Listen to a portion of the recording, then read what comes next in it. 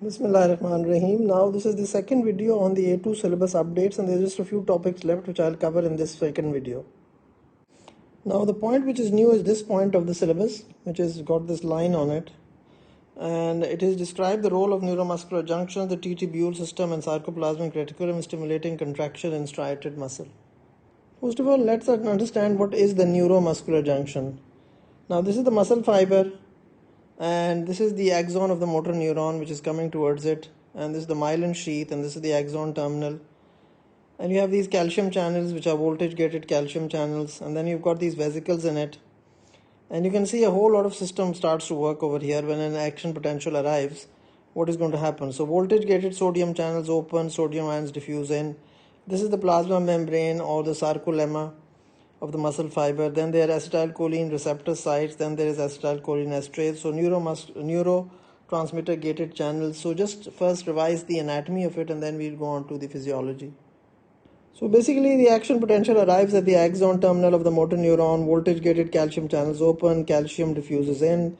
Calcium causes the ACH to be released by exocytosis. ACH diffuses across the synaptic cleft and binds to the receptors.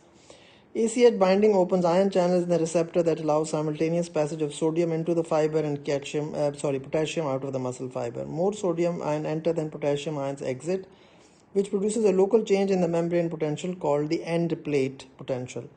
Then ACH effects are terminated by its breakdown in the synaptic cleft by acetylcholine esterase. Then comes the next part, which is the important part. Arrival of the nerve impulse, of course, at the nerve terminal causes release of ACH.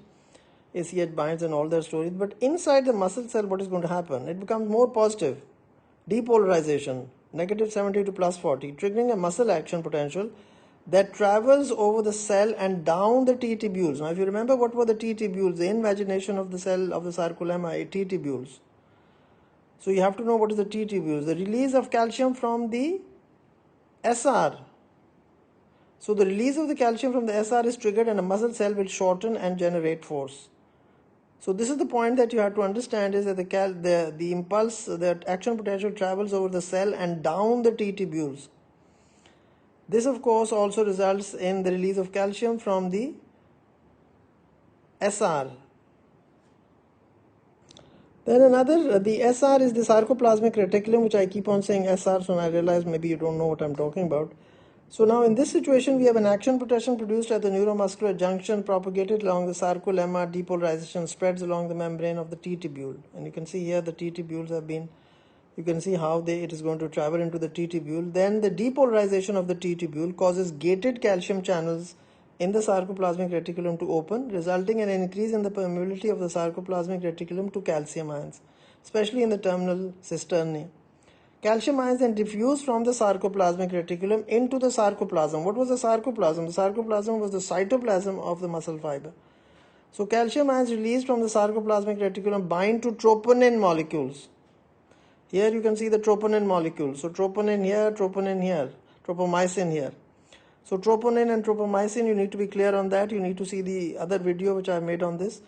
The troponin molecules bound to G-actin molecules are released, causing tropomyosin to move, exposing the active site on the G-actin.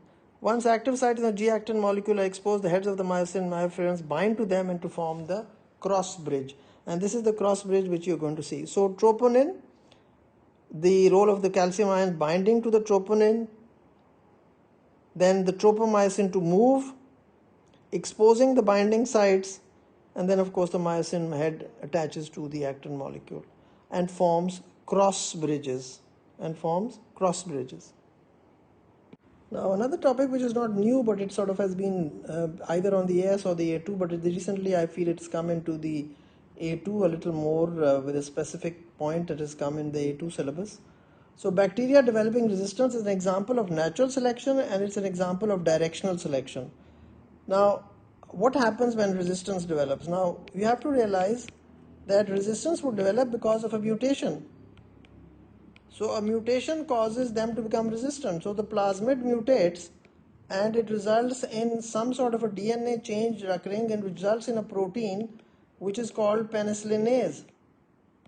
Now this enzyme destroys penicillin. So these bacteria, the bacteria which contains this now is going to become resistant to penicillin.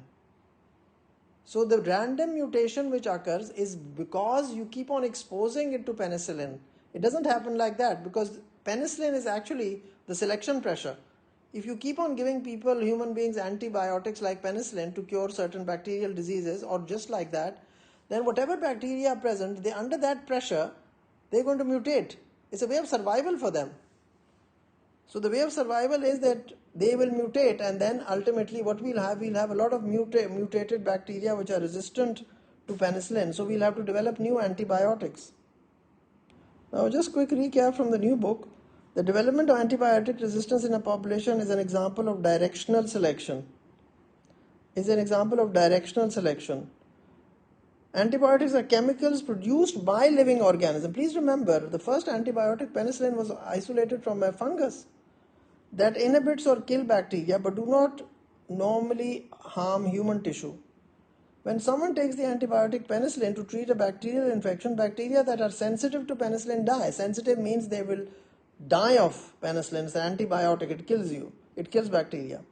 In most cases, this is the entire population of the disease causing bacteria. However, by chance, there may be among them one or more individual bacteria with an allele giving resistance to penicillin. This allele arises by random mutation, and one example of such an allele occurs in some populations of the bacterium Staphylococcus, where some individual bacteria have an allele that code for the production of the enzyme penicillinase, which inactivates penicillin. As bacteria have only a single loop of DNA, they have only one type of each gene, so the mutant allele will have an immediate effect on the phenotype of any bacterium possessing it. So the bacteria has the major loop of DNA and it has plasmids also. But if it is here, then it's going to be passed on to the other bacteria, because bacteria divide by binary fission. So this will contain this and this will contain the mutant allele. So they have a selective advantage because they will not be destroyed by penicillin. But that of course results in large numbers becoming resistant to penicillin, and that of course is another problem that we face of developing new antibiotics. The next topic, which is a very important topic, which is newly been added, is gene editing. And in this context, we are going to talk about CRISPR, which is a very new discovery, and we need to discuss it in great lengths to understand it fully. The first thing we need to realize is that a bacteria can be invaded by a virus, and this virus has a special name, which is called a phage or a bacteriophage. Now, how does the virus infect a bacteria? First of all, it might have a DNA or RNA. So let's say it's got DNA. The virus has DNA, and this is a virus which attacks only bacteria.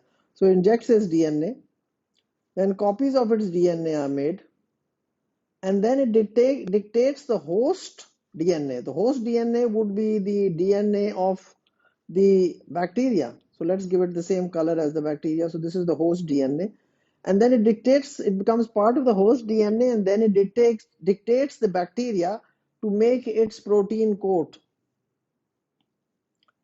And this bacteria is destroyed, and these virus particles are released. Right? So we have many virus particles released after the invasion by one virus or a bacteriophage. Bacteriophage or phage are those viruses which attack only bacteria. You know, viruses have preference for certain organs of the body, like hepatitis virus affects the liver, the polio virus affects the motor neurons of the spinal cord. That's why people with polio limp, because the motor neuron to the leg muscles is destroyed and they cannot walk properly. So this is the normal cycle which happens. A bacteriophage is a virus, and it invades bacteria and kills the bacteria. Now, you must think, when something kills something, that God must have given some ability to this bacteria to save itself. So it must have some adaptive immunity. So there has to be, every organism, when God has produced some other, like we have immunity, like we have the B lymphocytes and the T lymphocytes, and when a virus enters our body, then we make antibodies and that virus is destroyed. So now the discovery that bacteria also had some mechanism by which it could save itself is the whole story of the CRISPR mechanism. Now I'm going to make this very easy for you. Now look at phage 1. Now the phage 1 infects it. What happens is that this DNA of phage 1 is cut up, right? and it is saved in the memory of the bacterial DNA. Now another phage infects it, then that phage DNA is saved in it. Then another phage if infects it, and then another if it is saved. So now what is this called? This is called CRISPR. What is CRISPR? Cas9 stands for clustered, regularly interspaced, short palindromic repeats. Clustered, regularly interspaced, short palindromic repeats. So you see, this is the CRISPR locus and this is the CRISPR-Cas gene. This is found in bacteria, right? Now, where is this present? This is present in the DNA of the bacteria. How the memory of this DNA is being stored in these bacteria. These bacteria have the memory of it. They remember that, okay, there was once upon a time phage 1 which had this DNA. So this is phage 1. This is the DNA of that. Then this is the DNA of phage 2. Then this is the DNA of phage 3. So it keeps on keeping it, but then what you have to understand is that it has these regularly interspersed, these repeat sequences, and these are palindromic repeat sequences, which are part of the bacterial DNA. These are the palindromic, which I've kept in black, are the palindromic repeat sequences. And in between is the spacer DNA. The spacer DNA is the DNA from the phage genome. And there are portions of the phage genome which have been stored in the bacteria. So now you understand why is this memory being stored in the bacteria. There's a very important reason. The next time when phage 2 enters, this DNA is going to result in RNA, and then the RNA is going to make a protein, and this DNA is going to be cut up into pieces. So the viral DNA is not going to replicate. Understand that. Look at this again. Phage 1 is a virus, injects its DNA. Now, if this DNA, which is in the memory of the bacterial DNA, is part of the memory of the bacterial DNA, now is going to make an mRNA. And this mRNA is going to result in a protein, which is a Cas9 enzyme. And what is going to happen is this Cas9 enzyme is going to, this mRNA is going to come and get attached here. So let me keep the same color of the mRNA. So the mRNA, which is this one, this is the mRNA. This mRNA is going to come and get attached here. So when this phage DNA, now please remember DNA is a double-stranded DNA. So the phage DNA comes here and gets attached. Now the phage DNA gets attached because the RNA and the DNA have complementary base pairing. And then of course this enzyme, what does it do? It's a wonderful enzyme. What is it going to do? It's going to snip it into two pieces. So what are we going to have now? We're going to have 3 pieces of DNA now. Now this DNA cannot replicate, so this story cannot take place. The story is the viral DNA replication and then virus particles being produced and the bacteria being destroyed. So bacteria has saved itself from being destroyed by the virus. What you need to understand is that this is already present. This has just been discovered, that bacteria were able to have a memory of which viruses invaded them. And then they would, the next time the same virus invaded them, they would destroy that virus. And that is the way that this was a method by which the bacteria protected itself. Just like we protect ourselves from the coronavirus enters our body, B lymphocytes are selected, antibodies are made, plasma B cells produced, memory B cells produced, and we do not get the corona once we've had the infection. The Cas enzymes are either helicases or nucleases. Now look at it, a helicase. Helicase would slice, this is the DNA strand, this is the DNA strand. So this would be the 5'3" and the 5'3" direction. So it sort of helicase is going to slice it in the middle and break the hydrogen bonds between the bases. Nucleases are going to cut the DNA and we will get two strands of the DNA. So this one would come here and this one would come here. So we would have to slice it. It will be sliced in the middle. So nucleases. Now the CRISPR mechanism involves two things. First is called spacer acquisition. Spacer is the phage DNA or the viral genome which is acquired by the bacteria. It's called spacer acquisition. Then we call CRISPR RNA processing. And then, of course, is the interference in which the DNA is spliced up. So these are the different stages of the mechanism of the CRISPR virus. Number one, spacer acquisition, which means viral DNA acquisition, then CRISPR RNA processing, and then interference. Now I'll explain it with the help of this diagram. Spacer acquisition means that this is the viral DNA that we've got. So this is the double-stranded DNA that we have got. Now we have added it to the bacterial DNA. Now the mRNA is made, and this mRNA now is this area which we are talking about. And what you need to understand is now this is called CRISPR RNA. So the CRISPR RNA goes and gets attached to the Cas enzyme. Here you can see this here, and then you can see how it is going to be snipped, and then you get these three places of DNA. So spacer acquisition, spacer means the spacer is spacer is the name given to the viral DNA or the phage DNA. And then CRISPR RNA processing, and then interference. Interference means breaking up the viral DNA into pieces so that it can no longer replicate. Now this is another diagram which is showing you the CRISPR-Cas9, and you can say the genomic DNA, then you see the guide RNA. The guide RNA is another name given to the CRISPR RNA, and then you have the Cas9 enzyme. So CRISPR is clustered, regularly interspaced, short palindromic repeats. Cas9 is the CRISPR-associated system enzyme that cuts the DNA nucleus, system that creates breaks at specific sites in the DNA.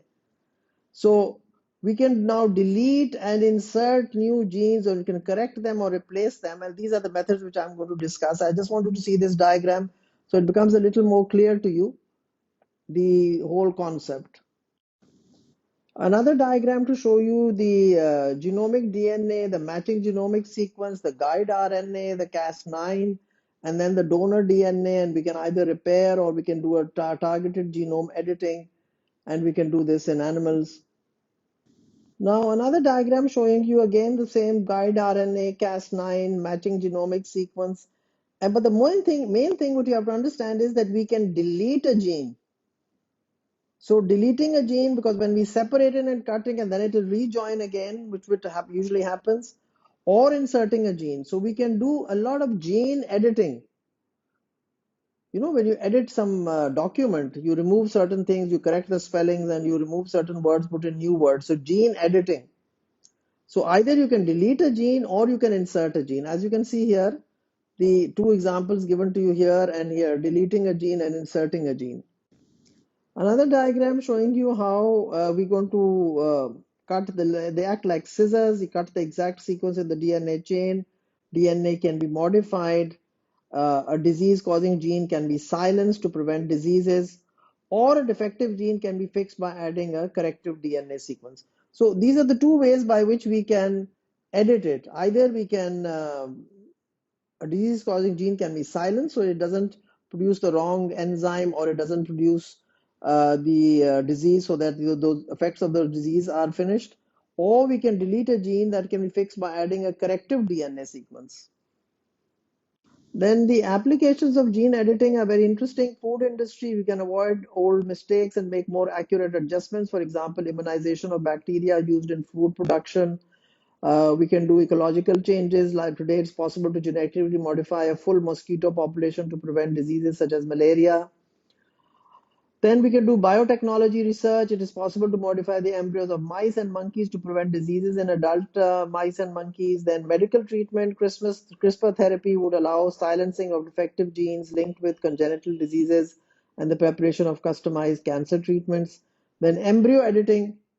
Chinese scientists have shown the ability of embryo editing, but the technique isn't proven to be safe and has ethical implications. Naturally, we would have to have a lot of legal issues which need to be resolved to be able to do embryo editing. Now, this diagram is, of course, from the new edition of the A-level book, which I was talking about.